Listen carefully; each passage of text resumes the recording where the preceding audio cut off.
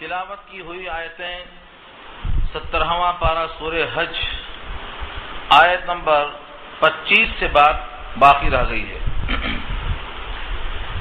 اللہ رب العزت نے اپنے کتاب کو ذریعہ ہدایت بنا کر بھیجا ہے،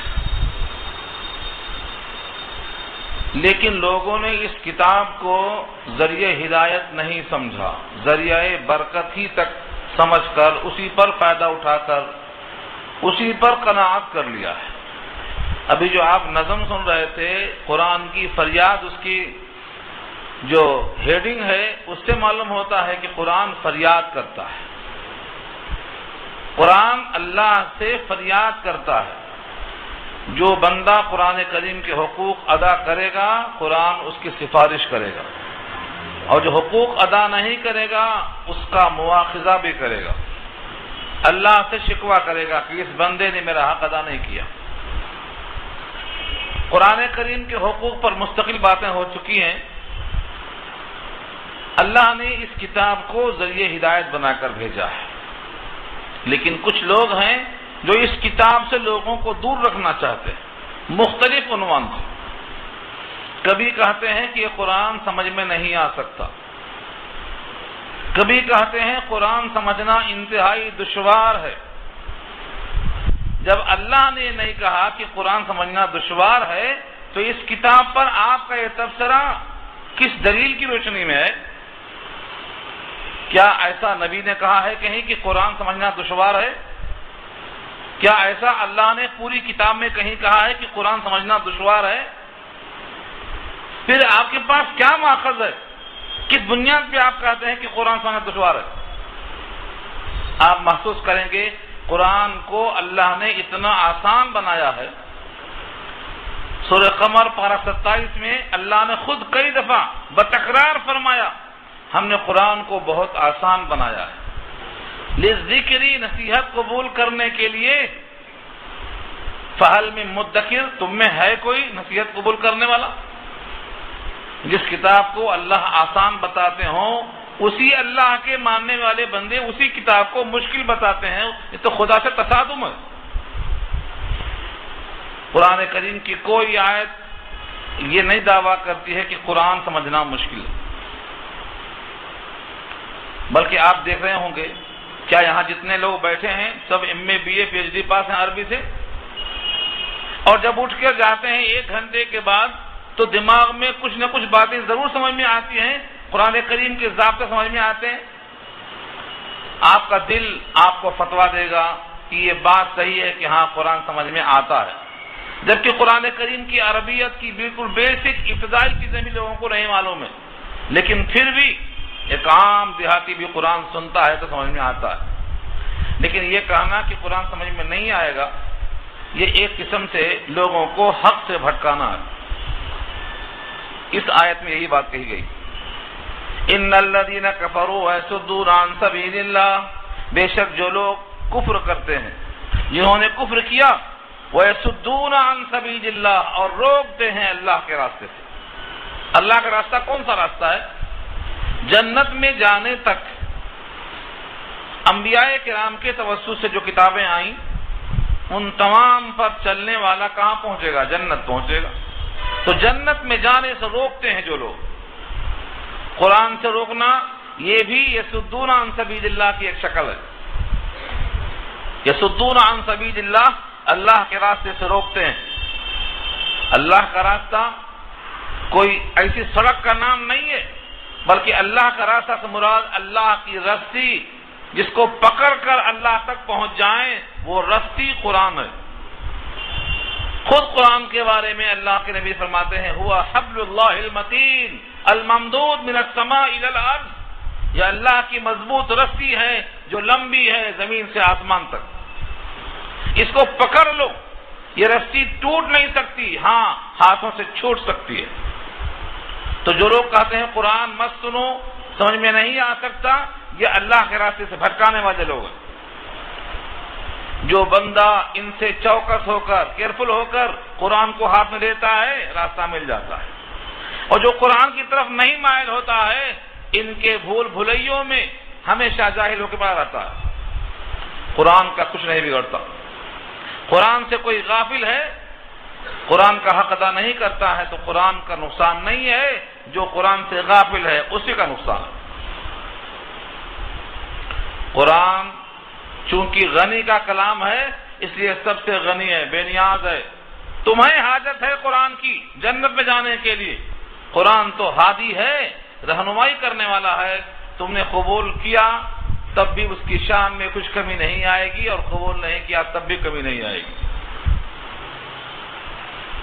جو لوگ اللہ کے راستے سے روکتے ہیں، والمسجد الحرام، اور مسجد حرام سے یعنی حرم سے روکتے ہیں،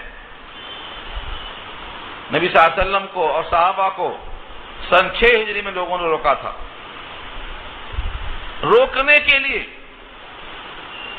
جو بھی ذرائع ہوں گے ان تمام کا مصداق بنے گا۔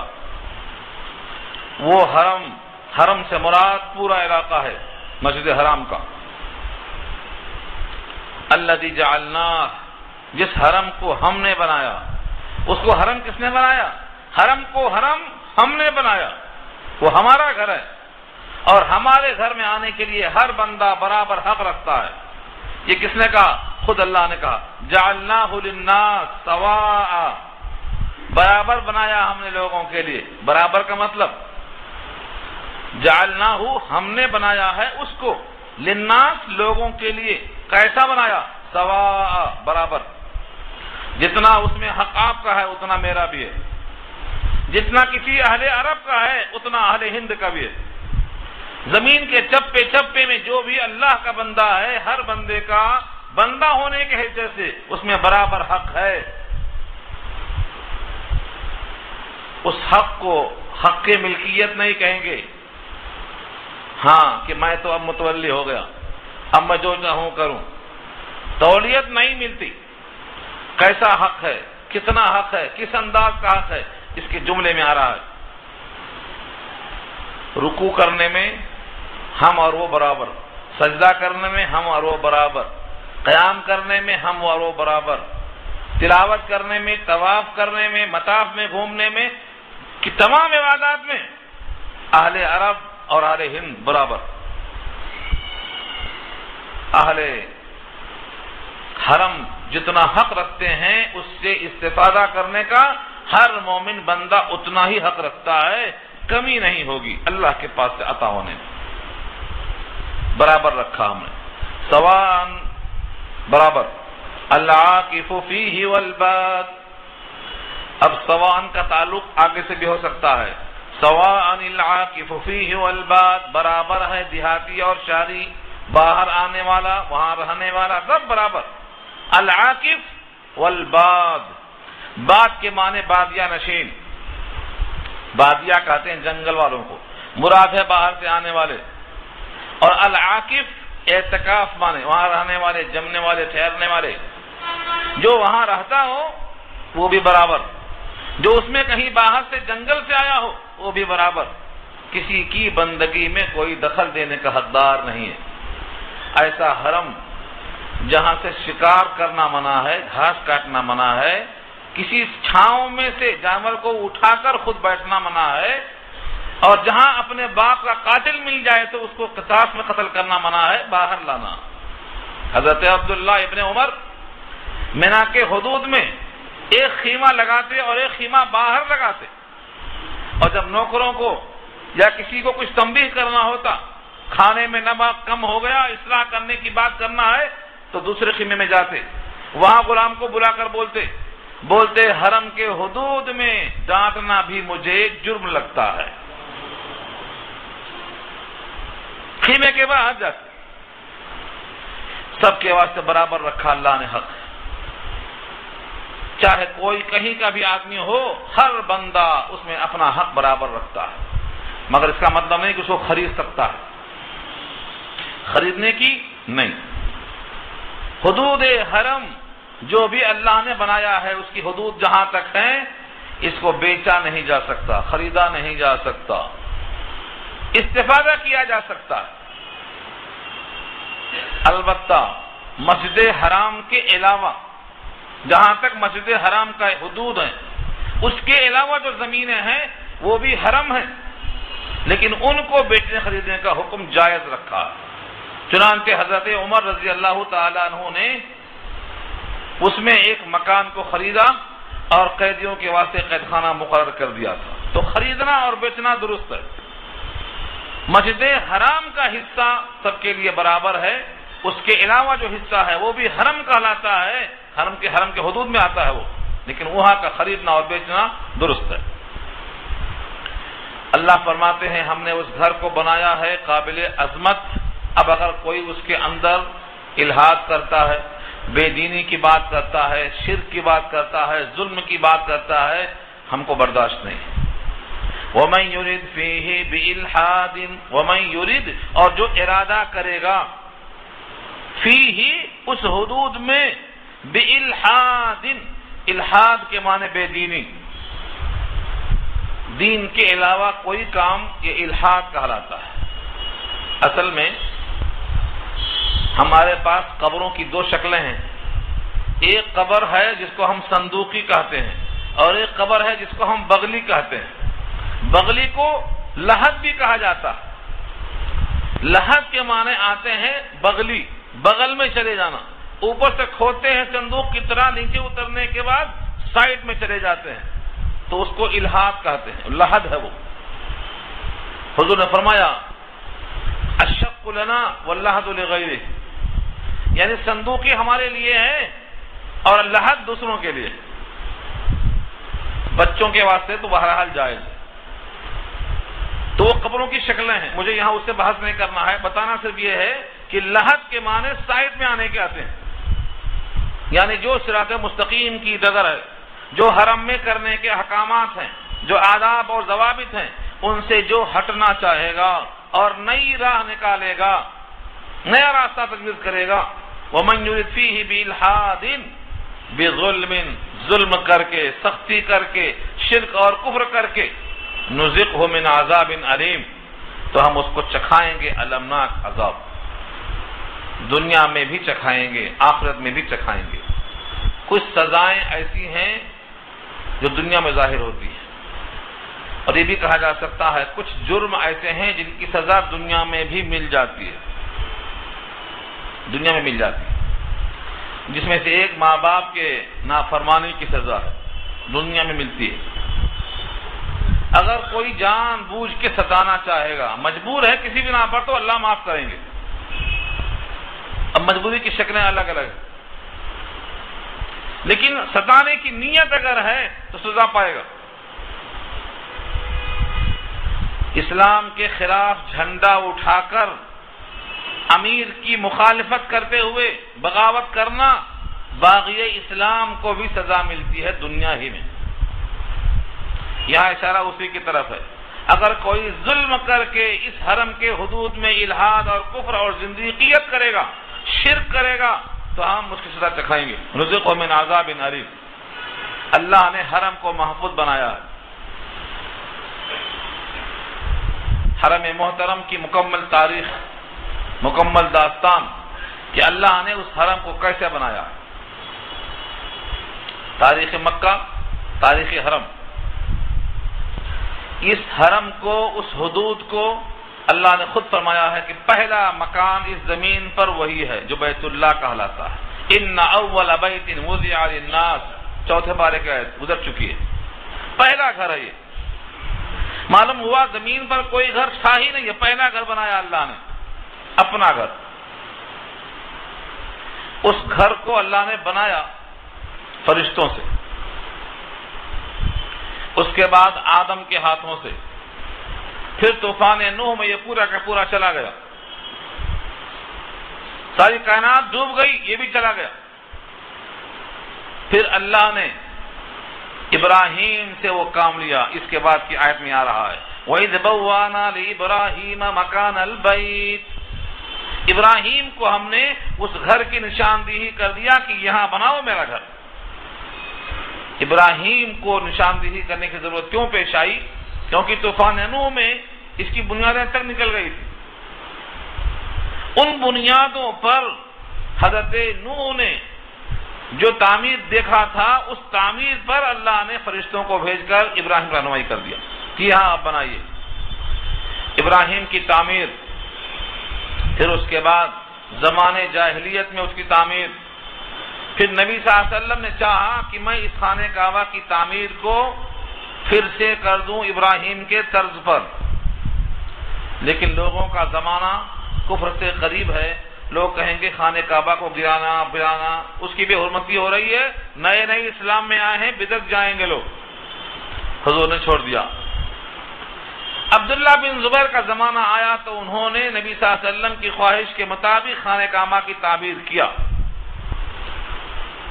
دو دروازے بتائے تھے، 2 دروازے لگائے، جو حتیم کا حصہ آج چھوٹا ہوا ہے اس کو شامل کر لیا۔ ان تمام چیزوں کو اسی وقت میں جب عبداللہ بن زبیر نے تعمیر کیا، کچھ دنوں کے بعد حجاج نے سن 61 ہجری میں عبداللہ بن زبیر کو قتل کر دیا، مکے ہی میں حملہ کر کے یلغار کیا، یزیدیوں نے یلغار کیا، اور اس کے بعد مکے میں آگ لگا دیا، عبداللہ بن زبیر کو شہید کر دیا۔ چڑھائی کس نے کیا تھا؟ حجاج نے، اور بیت اللہ کو آگ لگا دیا، یہاں تک کہ جو وہاں سینگ رکھا ہوا تھا ابراہیم کے قربانی کا، جو جنت سے بکرا آیا تھا، اس کی سینگ بھی جبھی جل گئی تھی جب تک وہاں موجود تھی۔ اس کے بعد عبداللہ بن زبیر کی تعمیر کو توڑنے کے بعد حجاج نے اپنے مرضی سے پھر تعمیر کیا، اور پھر حتیم کے حصے کو باہر کر دیا، اور پھر اس کے دروازے کو ایک ہی رکھ دیا۔ بعد میں امام مالک کا زمانہ آیا، لوگوں نے کہا ہم اپنی پھر صحیح کر دیں کیا ہم؟ انہوں نے کہا اب توڑنا نہیں، اس کو چلنے دو، کیونکہ ہر آنے والا پھر اپنی بادشاہت کے ضام میں توڑتا رہے گا، بناتا رہے گا۔ اس لیے حجاج کی تعمیر اگرچہ نبی کے منشا کے خلاف ہے، لیکن فتویٰ امام مالک کا ہے جو چھوڑ دیا گیا، اسی حال میں آج تک باقی ہے۔ یہاں اللہ نے اشارہ کیا اسی کی طرف، وَإِذْ بَوَّأْنَا لِإِبْرَاهِيمَ مَكَانَ الْبَيْتِ، اور جب ٹھکانہ دیا ہم نے، بوانا کے معنی ٹھکانہ دینا، مراد ہے جگہ کا نشاندہی کرنا، جس کو آج بولتے ہیں مارکنگ کرنا، نشان لگایا ہم نے، یعنی اللہ نے فرشتوں کو بھیج کر بوانا ٹھکانہ لگایا، ٹھکانہ بتایا ہم نے کہ خانہ کعبہ کی جگہ کہاں سے کہاں تک ہے، لے ابراہیم کے لیے، مکان البیت جگہ، مکان البیت کیوں کہا؟ بیت کی جگہ، کیونکہ بیت کی جگہ تھی، بیت نہیں تھا، تعمیر نہیں تھی، صرف زمین کے اندر بنیادیں باقی رہ گئی تھی۔ ابراہیم نے اس خانہ کعبہ کی تعمیر کا آغاز کیا، اپنے ساتھ اسماعیل کو رکھا، دونوں باپ اور بیٹے خانہ کعبہ کی تعمیر کرتے ہیں، یہ بانی کعبہ اسی واسطے کہلاتے ہیں۔ اللہ تشرک بی شیئا، یہ پہلا حکم ہے، اینٹوں سے بنانا یہ تو ہے ہی مطلوب، لیکن اس میں شرک نہ ہونے پائے، یہ میرا خاص پروگرام ہے، اس گھر کو شرک سے پاک رکھنا۔ اللہ تشرک بی شیئا، یہ کہ میرے ساتھ کسی کو شریک مت کرنا۔ ابراہیم نے اور اسماعیل نے یہی دعا اولاد کے واسطے کیا کہ اے اللہ میری اولاد میں شرک نہ آنے پائے، ان کو نمازی بنا، ان کو اپنا بندہ بنا، بندوں کا بندہ نہ بننے دے، ان کو اپنا بندہ بنا۔ آگے دعاؤں کے الفاظ آ رہے ہیں۔ تو پہلا کام، پہلا مقصد ہے کہ اس بیت اللہ کو شرک سے پاک رکھیے۔ اگر شرک ملوث ہوا تو کیا ہوگا؟ اسی رکوع میں انشاءاللہ یہ بحث آئے گی کہ کیا ہوگا، مشرک کا انجام کیا ہوگا، اللہ خود فرماتا ہے۔ تو پہلی شرط یہ ہے کہ بیت اللہ میں شرک نہ ہونے پائے۔ نمبر 2، وطہر بیتیا، اور پاک صاف رکھیے میرے گھر کو، للطائفین، طواف کرنے والوں کے لیے، والقائمین، قیام کرنے والوں کے لیے، والرکع، رکوع کرنے والوں کے لیے، والسجود، سجدہ کرنے والوں کے لیے۔ ساجد سے سجود ہے، اور راکع سے رکع جمع اس کے لائے ہیں، اور قائم سے قائمین جمع لائے ہیں۔ یہ سب اشارے ہیں نماز کے اہم ارکان بول کر نماز مراد لی گئی ہے۔ یعنی ابراہیم اور اسماعیل ایک میزبان کی طرح صفائی کر کے انتظار میں ہیں، آؤ اللہ کے گھر میں، اللہ کے بندو آ جاؤ۔ جب خانہ کعبہ کی تعمیر ہو گئی، جس کا ذکر پہلے پارے میں آ چکا ہے، بنیادوں سے ذکر دیا اللہ نے، وَإِذْ يَرْفَعُ إِبْرَاهِيمُ الْقَوَاعِدَ مِنَ الْبَيْتِ، شروع سے تعمیر جب مکمل ہو گیا، ابراہیم نے کہا اس لغوت الصحرا میں آپ کا گھر آپ کے حکم سے بنا دیا میں نے، مگر یہاں کون آئے گا، کدھر سے آئے گا؟ اللہ فرماتے ہیں وَأَذِّن، تم اعلان تو کرو، وَأَذِّن، اذن الف ذال نون کے معنی ہے اعلان کرو، فی الناس لوگوں میں، بالحجی حج کے سلسلے میں، یاتوکا آئیں گے لوگ آپ کے پاس، رجالن پیدل پیدل، جس کے پاس سواریاں نہیں ہیں وہ پیدل آئیں گے، اور آج بھی پیدل چلنے والے دنیا میں سب سے زیادہ کہیں ہیں تو وہی ہیں، اور جس کو پیدل چلنا نہیں آئے گا وہ حج نہیں کر سکے گا، کرے گا دوسروں کے بھروسے کرے گا، وہاں تو قدم قدم پہ پیدل چلنا ہے۔ سب سے زیادہ میں وہاں بولتا ہوں لوگوں سے ٹریننگ میں، جس کو کچھ کرنا ہے حج اور عمرہ میں سب سے زیادہ پیدل چلنا سیکھے، بس پیدل چلنا آیا تو حج کرنا آئے گا۔ اللہ نے پہلے پیدل کا ذکر کیا ہے، پیدل چلنے والے آئیں گے، بہت سے حاجی دور دراز سے پیدل آج بھی آتے ہیں، اور عرفات کے میدان سے جب لوگ نکلتے ہیں مغرب کے بعد، رات بھر بس میں چلتے رہتے ہیں جو لوگ، وہ پہنچ نہیں پاتے ہیں، صبح 4 بجے پہنچتے ہیں، اور جو پیدل چلنے والے ہیں وہ 2 گھنٹے میں عرفات سے مزدلفہ پہنچ جاتے ہیں، صرف 2 گھنٹے میں۔ عرفات سے مزدلفہ بسوں میں 4 بجتے ہیں رات کے، اور پیدل چلنے والے 2 گھنٹے میں پہنچ جاتے ہیں۔ تو میرا تو مشورہ یہی ہے کہ اگر جانا تو پیدل ضرور چلنا، وہاں کی دھول اپنے سانس میں لینا، پیدل چلنے والے بڑے سکون میں ہوتے ہیں، تو پیدل چلنے والے بھی آپ کے پاس آئیں گے۔ وَعَلَى كُلِّ ضَامِرٍ، اور ہر اونٹنی پر آئیں گے۔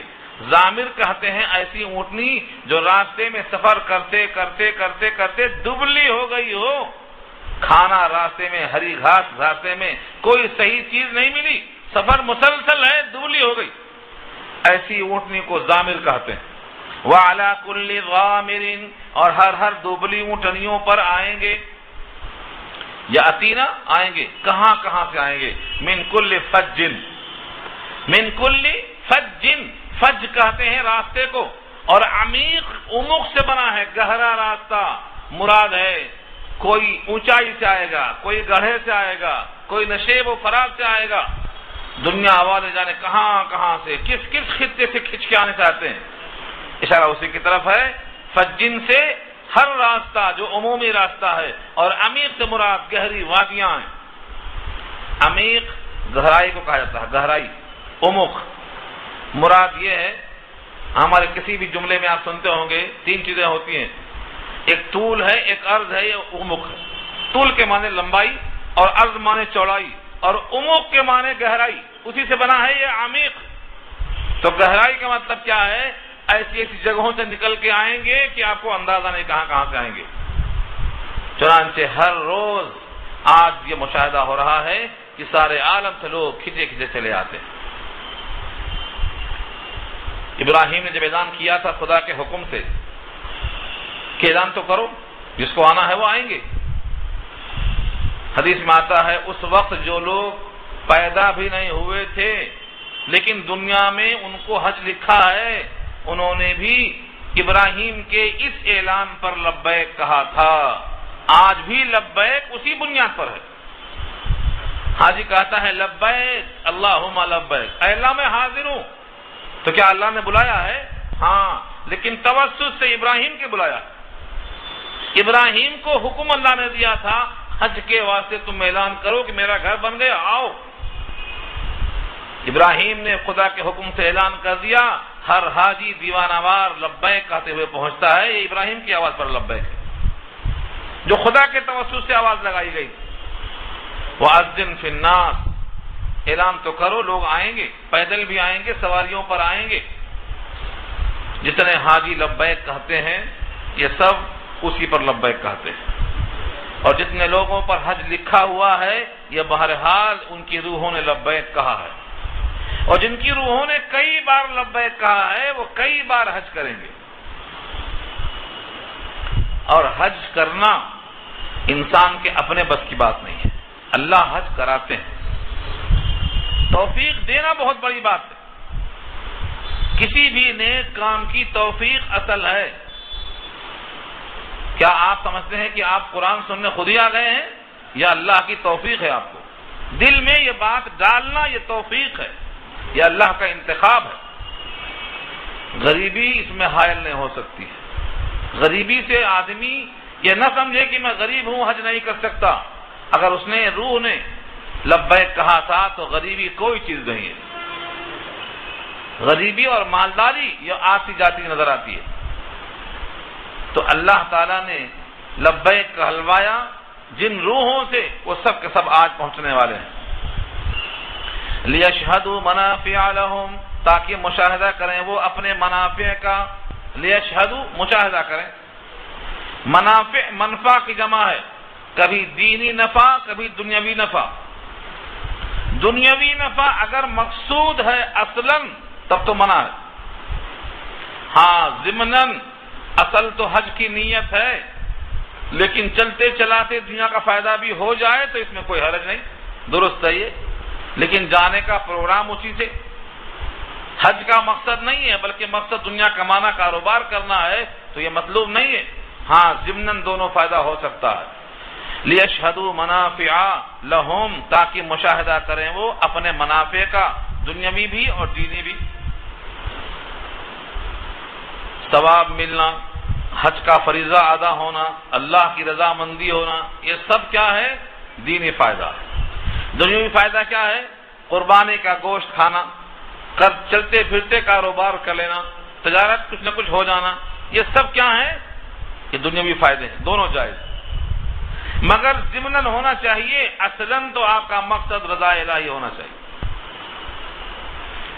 وَيَذْكُرُ اسْمَ اللَّهِ، اور یاد کرے اللہ کا نام۔ تکبیر تشریق کیا ہے؟ تکبیر تشریق یہ اللہ کا نام یاد کرے۔ کب؟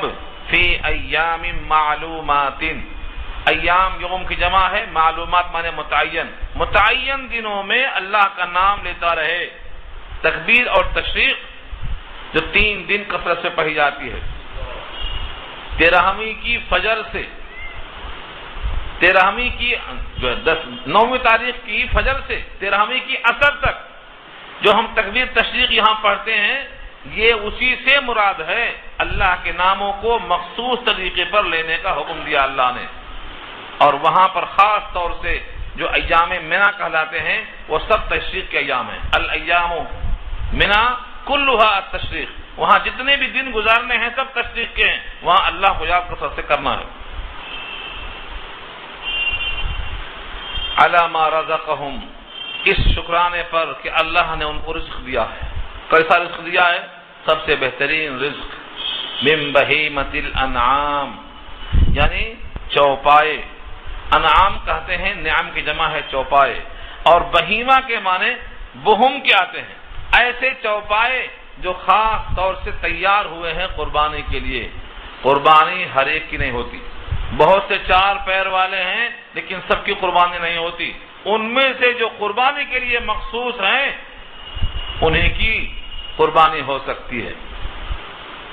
اللہ نے ان کا تذکرہ کیا ہے سورہ اعراف میں، 8 ازواج کہہ کر 8 جوڑے بنایا اللہ نے۔ تو یہاں مراد ہے کہ ان میں سے جو بھی آپ کو میسر ہو، اونٹ میسر ہو، گائے، بیل، بکرا، دمبا، جو بھی آپ کو میسر ہے اس کی آپ قربانی کریں۔ اس پر آپ اللہ کا نام لیں، یعنی بسم اللہ اللہ اکبر کہہ کر ذبح کریں۔ فَكُلُوا مِنْهَا، اب اس میں سے کھائیں، وَأَطْعِمُوا اور کھلائیں، کھائیں اور کھلائیں۔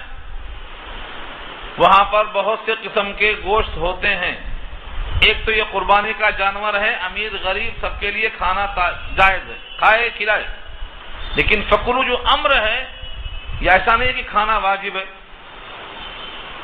جیسے کوئی حاجی حالت احرام سے نکل کر باہر آ گیا، اس کو حکم ہے وَإِذَا حَلَلْتُمْ فَاصْطَادُوا، جب تم حلال ہو جاؤ تو شکار کرو، تو یہ واجب نہیں ہے، یعنی شکار کرنا اب حلال ہے، مباح۔ ایسے یہاں بھی ہے، کھانا واجب نہیں ہے، کھانا درست ہے، اب کھاؤ اور کھلاؤ۔ لیکن اگر یہ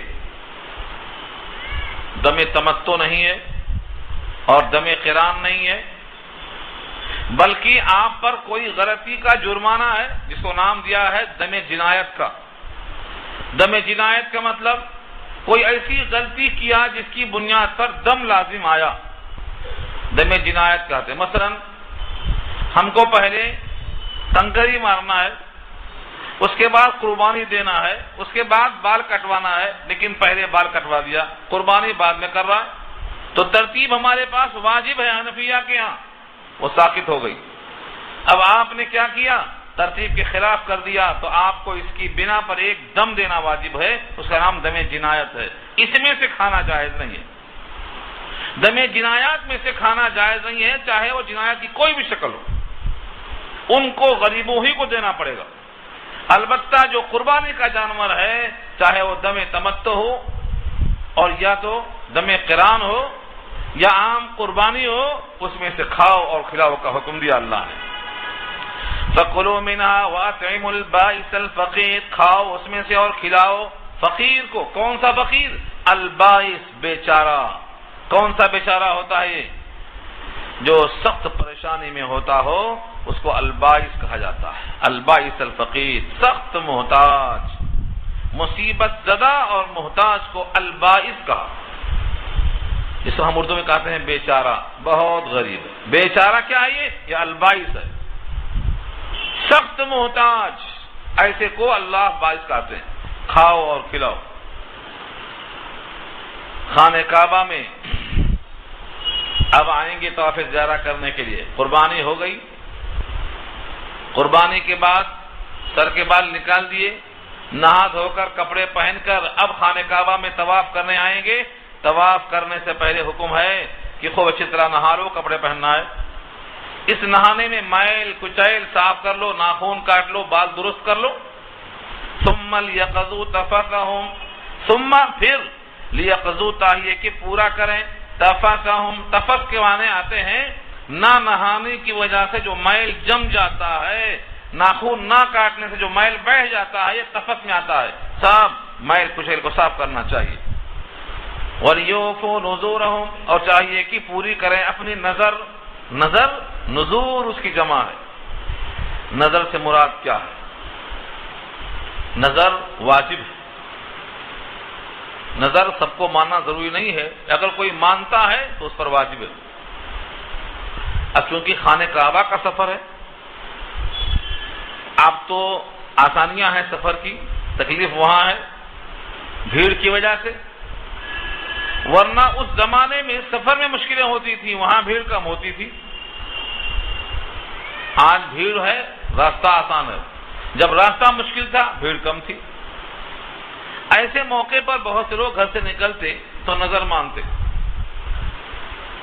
کیا مانتے نظر؟ یا اللہ اگر ہم کو صحیح سلامت آپ کے گھر جانے کی توفیق مل گئی اور ہمارا حج اور صحیح سفر ادا ہو گیا تو پھر ہم آپ کے لیے ایک قربانی اور کریں گے۔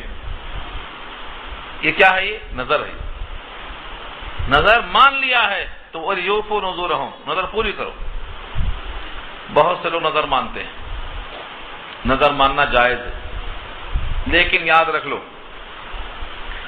اللہ کے حبیب فرماتے ہیں نظر سے ہوتا کچھ نہیں، ہوتا وہی ہے جو اللہ نے لکھ دیا ہے۔ البتہ اس ترکیب سے بخیل کی جیب سے تھوڑا مال نکل جاتا ہے، یہ حدیث پاک کا مضمون ہے۔ ہوتا وہی ہے جو اللہ نے لکھ دیا ہے، لیکن بخیل کا تھوڑا مال لوگوں پر خرچ ہو کر صدقہ بن جاتا ہے۔ تو نظر پورا کرنا، نظر کو پورا کرنا، لیکن ہوتا وہی ہے جو اللہ نے لکھ دیا ہے۔ نظر کا بیان دیکھو بخاری میں، یہی ملے گی روایت۔ اگر کوئی شخص نظر مانتا ہے تو اس کی پوری کرنے کا حکم دیا گیا ہے، یہ پورا کرنا واجب ہے، لیکن گناہوں کی نظر نہیں مان سکتے۔ کوئی بولتا ہے میرا یہ کام ہو گیا تو میں فلاں کو قتل کر دوں گا، یہ تو نظر گناہ کی ہے، گناہ کی نظر ماننا جائز نہیں ہے، حرام ہے۔ حرام کی نظر حرام، مکروہ کی نظر مکروہ، مستحب کی نظر مستحب۔ جو شخص کسی غلط کام کی نظر مانتا ہے اس کا پورا کرنا واجب نہیں ہے، بلکہ قسم توڑ کے کفارہ ادا کر دے۔ تو نظر ماننا جائز ہے، لیکن نظر کس کی ماننا؟ اللہ کے لیے۔ نظر صرف اللہ کی ہوتی ہے، غیر اللہ کی نظر نہیں ہوتی۔ لیکن آج مسلمانوں میں کثرت ہو گئی ہے، غیر اللہ کی نظر مانتے ہیں۔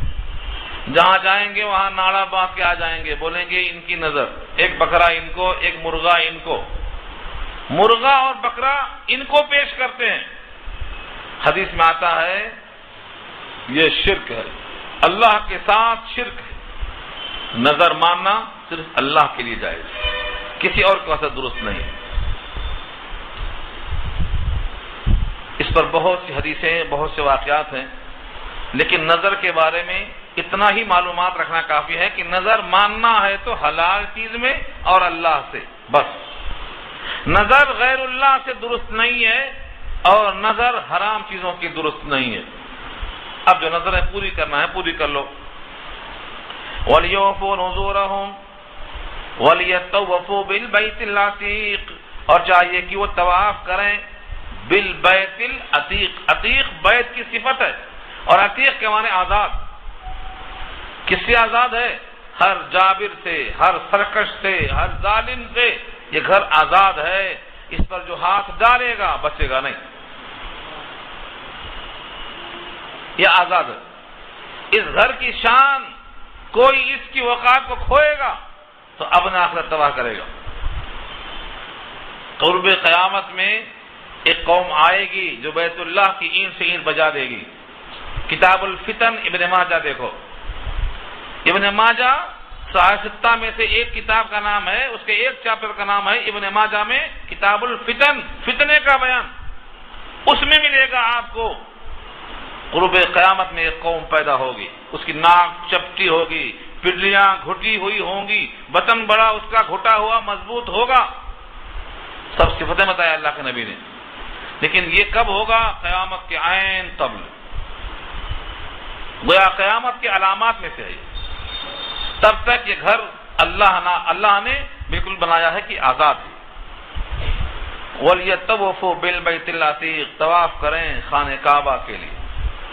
نظر پہ ایک واقعہ اور لکھا ہے، واقعہ سے مراد یہ ہے کہ بہت سے لوگ حج کرنے کی تڑپ رکھتے ہیں، پیسہ نہیں ہوتا ہے تو انتظام کے لیے روپیہ 2 روپیہ روز جمع کرتے ہیں، گویا زندگی بھر کا سرمایہ لے کر جاتے ہیں۔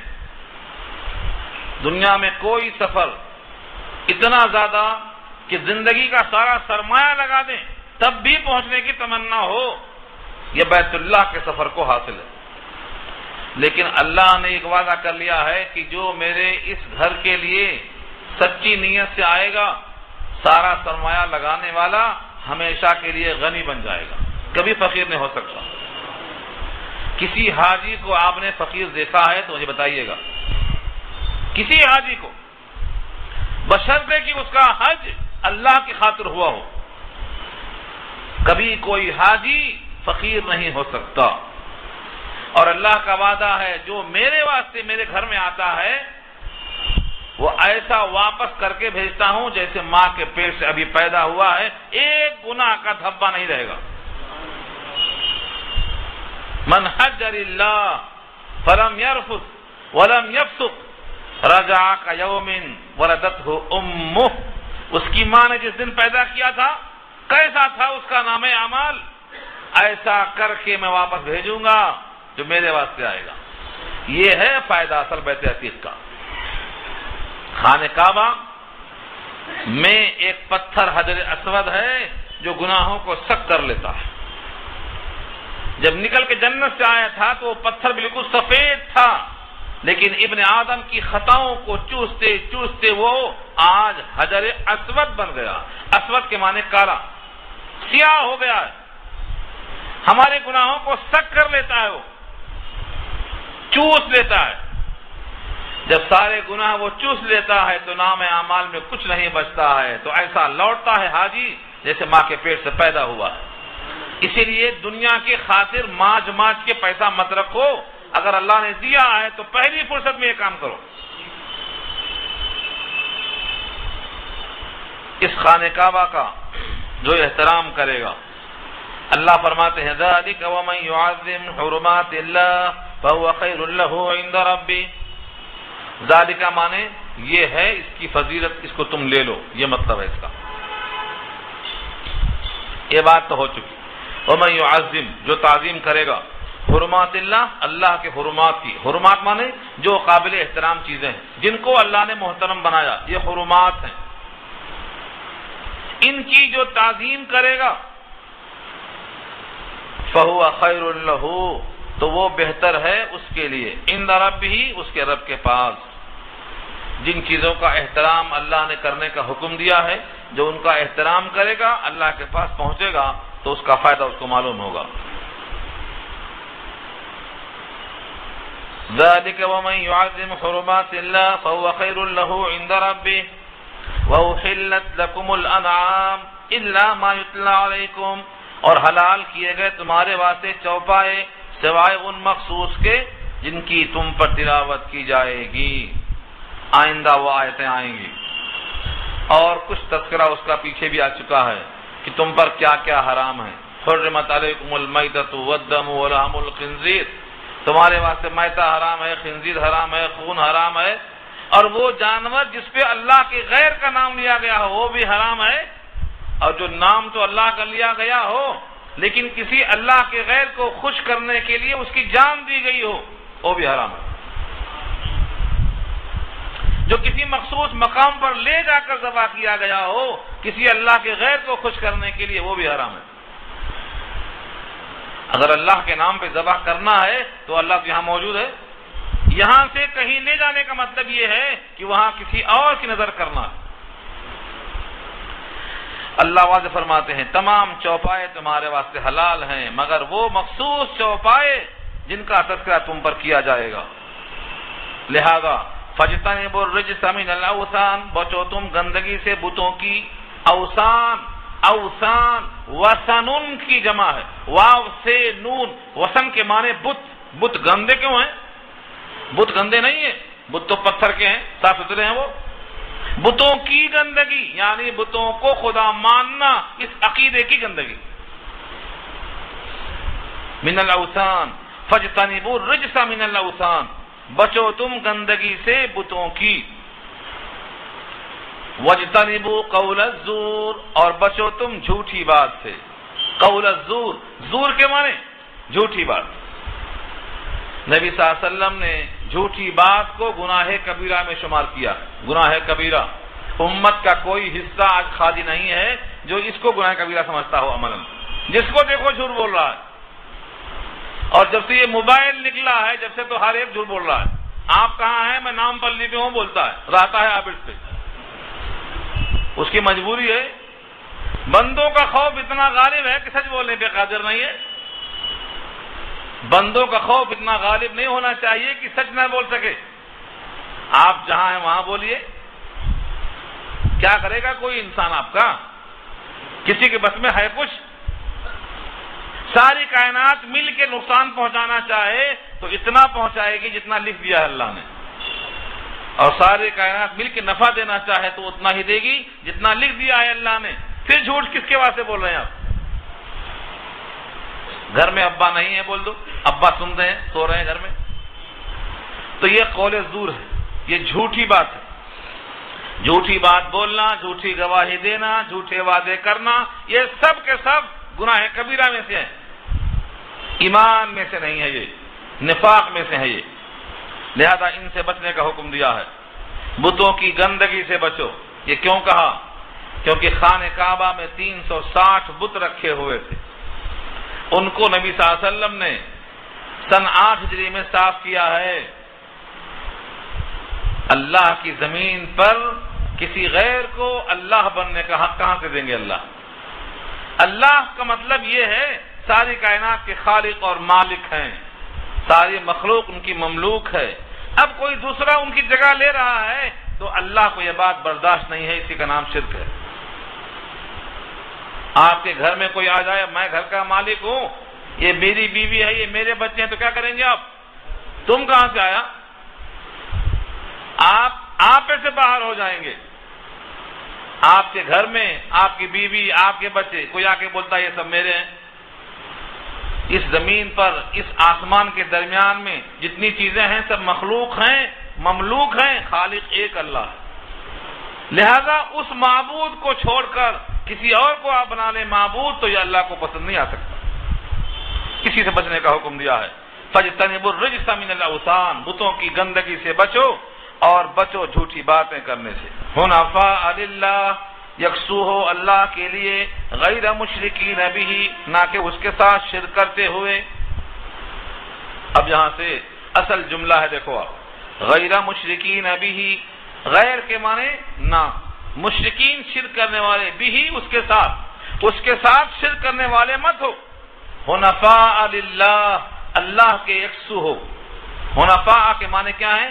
حنیف کی جمع حنفاء، یکسو ہونا، ساری کائنات سے کٹ کر، سارے معبودان باطلہ سے کٹ کر ایک معبود کے ہو جانا، یہ حنفاء، ایک سو ہو، ایک اللہ کی طرف مائل ہو، اللہ کا بندہ ہو، غیر مشرکین بھی، اس کے ساتھ شریک مت ٹھہرا، یہ اللہ کا حکم ہے۔ اب یہ بھی سن لو، اگر کوئی اللہ کے ساتھ کسی کو شریک کرے گا تو اس کا انجام کیا ہوگا؟ وَمَن يُشْرِكْ بِاللَّهِ، یہ آیت ہر اس آدمی کو پڑھواؤ جس میں ذرہ برابر شرک کی بو آتی ہو، اس سے کہو یہ اللہ کی وارننگ ہے۔ وَمَن يُشْرِكْ بِاللَّهِ، جو شرک کرے گا اللہ کے ساتھ، فَكَأَنَّمَا خَرَّ مِنَ السَّمَاءِ، فَكَأَنَّمَا تو گویا کہ وہ خرّ گرا، کہاں سے گرا؟ من السماء، آسمان سے گرا۔ اب مجھے بتائیے، آپ آسمان سے گرے گا تو کیا حال ہوگا اس کا؟ اللہ خود فرماتے ہیں آسمان سے گرنے کے بعد دو شکلیں ہیں، یا تو ہمارے مثل مشہور ہے پہاڑ سے گرا کھجور میں اٹکا، دو ہی شکل ہے، یا تو زمین پہ آئے گا یا کہیں اٹکے گا، دو ہی تو شکل ہے۔ گرا ہے آسمان سے، فَتَخْطَفُهُ الطَّيْرُ، اوپر سے آ رہا تھا، پرندے اچک لیے۔ کون سے پرندے؟ جو پرندے کھانے والے ہیں، گدھ یا دوسرے جو گوشت کے عادی پرندے ہیں، انہیں نظر آیا، فَتَخْطَفُهُ، اچک لیا اس کو، الطَّيْرُ، پرندے نے، اس کی بوٹیاں نوچ لیا پرندوں نے۔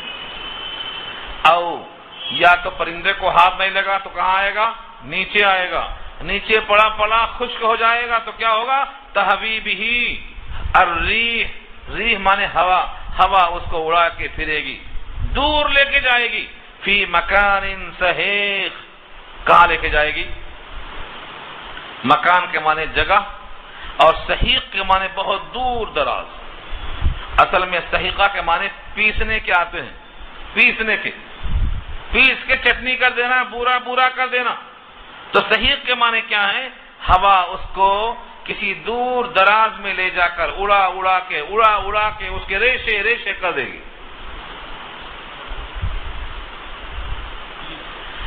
یہ اللہ نے مثال دیا ہے، شرک کرنا آسمان سے گرنا برابر ہے، چھت سے گرنا نہیں کہا، چار مینار سے گرنا نہیں کہا، بڑے کسی بلند مقام سے گرنا نہیں کہا، آسمان سے گرنا کہا اللہ نے۔ اگر اس سے زیادہ کوئی اونچی چیز ہوتی تو شاید اس کا بھی نام لیتے رب کریم، کہ شرک اتنا ناقابل گوار عمل ہے، آسمان سے گرا۔ ایک صاحب تقریر کر رہے تھے، بول رہے تھے دنیا میں شرک ہے ہی نہیں، شرک کا وجود ہی نہیں، اس لیے نہیں ہے کہ اللہ کا کوئی شریک نہیں۔ جب اللہ کا کوئی شریک نہیں ہے تو اللہ کی شرکت کسی کے ساتھ نہیں، کسی کی پارٹنرشپ نہیں، تو لہذا شرک ہوتا ہی نہیں۔ جب دنیا میں شرک ہو ہی نہیں سکتا تو رب کریم نے کیوں کہا کہ جو شرک کرے گا اس کا انجام یہ ہوگا؟ یقیناً اللہ کا کوئی پارٹنر نہیں ہے، اللہ کا کوئی شریک نہیں ہے، تبھی تو جرم ہے یہ شرک کرنا۔ اگر کوئی پارٹنر ہوتا تو پارٹنرشپ جرم ہی نہیں ہوتی، چونکہ اس کا کوئی شریک نہیں، وہ تنہا خالق ہے، کوئی خالقیت میں شریک نہیں، وہ تنہا مالک ہے، مالکیت میں کوئی شریک نہیں، وہ تنہا جو چاہے کر سکتا ہے، اس کی مشیت میں کوئی دخیل اور شریک نہیں، اسی لیے تو شرک جرم ہے، چونکہ اس کا کوئی شریک نہیں، کوئی اس کا پارٹنر نہیں، لہذا جو اس کے ساتھ کسی کو شریک کرے گا وہ مشرک کہلائے گا۔ اس کا یہ انجام بتایا اللہ نے، وَمَن يُشْرِكْ بِاللَّهِ، جو شرک کرے گا اللہ کے ساتھ، فَكَأَنَّمَا خَرَّ مِنَ السَّمَاءِ، گویا کہ وہ گر پڑا آسمان سے، فَتَخْطَفُهُ الطَّيْرُ، اچک لیا اس کو پرندوں نے، أَوْ تَهْوِي بِهِ الرِّيحُ، یا لے اڑی اس کو ہوائیں، فِي مَكَانٍ سَحِيقٍ، دور دراز علاقوں میں، ذَلِكَ، یہ بات ہو گئی، ذالک مانے یہ بات ہو گئی، اس کو تم لے لو۔ اب پھر آ جاؤ، چونکہ جملہ مترجہ ہے بیچ میں، وَمَن يُعَظِّمْ شَعَائِرَ اللَّهِ، جو تعظیم کرے گا اللہ کے شعائر کی، شعائر جمع ہے شعیرہ کی، شعیرہ کے معنی علامت، نشانی، پہچان۔ اللہ نے کہا ان الصفا والمروہ من شعائر اللہ، ادھر صفا ادھر مروہ، یہ دونوں اللہ کی علامت ہے، اللہ کی شعیرہ، ان کی عزت کرو۔ اب آپ کہیں گے یہ بھی پہاڑ وہ بھی پہاڑ، اور اب تو پہاڑ بھی نہیں، اب تو محل میں تبدیل، تو اس کی کیسے عظمت کی جائے؟ نہیں، اللہ نے ان دو پہاڑوں کو اپنا شعیرہ بتایا، علامت بتایا، قابل عظمت بتایا، لہذا اس کی عظمت کرنا پڑے گا۔ پہاڑ ہونے کے ناطے نہیں، اللہ کی طرف نسبت لگ گئی، یہ اللہ نے بنایا ہے کہ یہ باعث عظمت ہے۔ ان الصفا والمروہ، صفا سے شروع کرو، مروہ جاؤ۔ اللہ نے مروہ سے شروع نہیں کیا، صفا سے شروع کیا۔ پہلے وہاں بت ہوتے تھے، بتوں کی وجہ سے لوگ سوچنے میں لگ گئے کہ شاید یہ صفا مروہ کے درمیان چکر لگانا بتوں کی عظمت کا اعتراف کرنا ہے۔ اللہ فرماتے نہیں، پہلے تھے کبھی بت، اب بت نہیں ہے، اب تمہارا یہاں چکر لگانا ان بتوں کی خاطر نہیں ہے، میرے حکم کی خاطر ہے، اس میں کوئی حرج کی بات نہیں ہے۔ یہ مثال دیا میں نے، شعیرہ، جو تعظیم کرے گا اللہ کے شعائر کی، پتھر ہی نہیں سارا دین شعیرہ ہے، قرآن شعیرہ ہے، اللہ کی عظمت کی نشانی ہے۔ 3 آیتیں بنا کر سارا جہان آج تک نہیں لا سکا اور قیامت تک نہیں لا سکے گا، یہ بھی شعیرہ ہے۔ تو جو دین کی، جو قرآن کی اور جو اللہ کے شعائر کی عظمت کرے گا، فَإِنَّهَا مِن تَقْوَى الْقُلُوبِ، یہ دلوں کا تقوی ہے۔ قلوب جمع ہے قلب کی، دل، اور تقوی کے معنی ڈر۔ جس دل میں اللہ کا ڈر ہوتا ہے وہی بندہ اللہ کے دین کی اور اللہ کی کتاب کی تعظیم کرتا ہے۔ جس کے دل میں جتنا زیادہ تقوی ہوگا اتنا زیادہ وہ اللہ کی تعظیم کرے گا۔